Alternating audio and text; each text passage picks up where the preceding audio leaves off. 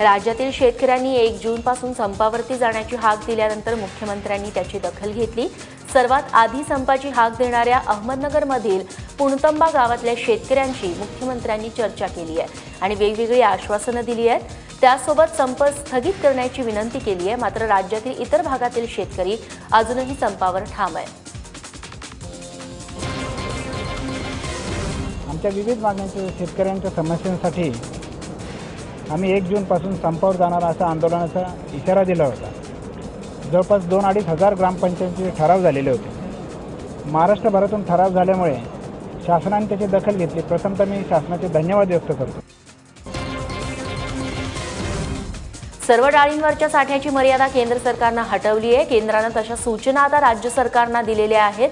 तूर डाळीचे दर 200 रुपयांवरती गेल्यानंतर ही मर्यादा घालण्यात आली होती।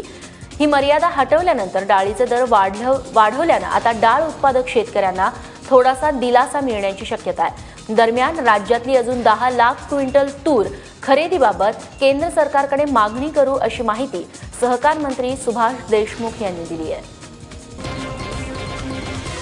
महाराष्ट्राच्या मुख्यमंत्र्यांनी केंद्रीय कृषी मंत्र्यांना विनंती करू परत 1 लाख मेट्रिक टनाची परवानगी घेतलेली आहे। त्याची मुदत जवळपास 31 मे पर्यंतची आहे।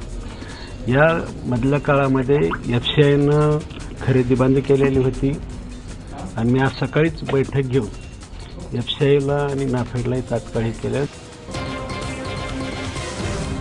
मागेल त्याला शेततळी देणार ही घोषणा किती फोल आहे याचं उदाहरण आता समोर आलंय।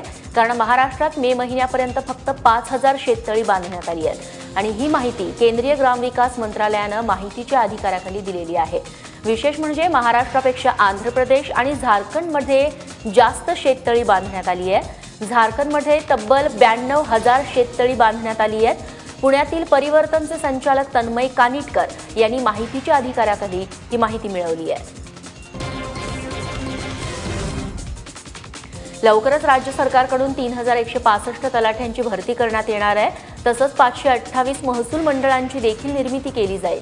मंत्रिमंडळाच्या बैठकीत तलाठी भरतीच्या निर्णयाला मंजुरी देण्यात आल्याची माहिती महसूल मंत्री चंद्रकांतदादा पाटील यांनी दिली। तसंच तलाठ्यावर जबाबदारी असलेल्या गावांची संख्या ही 6 पर्यंत आणण्याचा निर्णय या बैठकीत घेण्यात आला आहे।